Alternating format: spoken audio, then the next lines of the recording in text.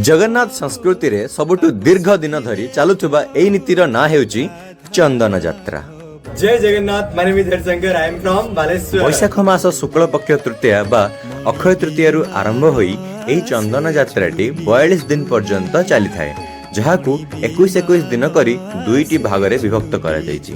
प्रथम 21 दिन बाहर चंदन, तापर 21 दिन भीतर चंदन। एउठी प्रथम 21 दिन रे स्वयं महाप्रभुंकर चलंती प्रतिमा मदन मोहन, भूदेवी, श्रीदेवी तांको सह राधा कृष्ण निजे मणि विमान रे झुली झुली नरेंद्र पुष्करणी अभिमुखे आसी थांती, जेउठी दुईटी चाप नंदा एवं भद्रा रे विराजमान होई महाप्रभु स्वयं जल क्रीड़ा करिथांती नरेंद्र पुष्करणी रे, जहाकू देखिबा पई सुओ छुटी थाए शह शह भक्तंकर।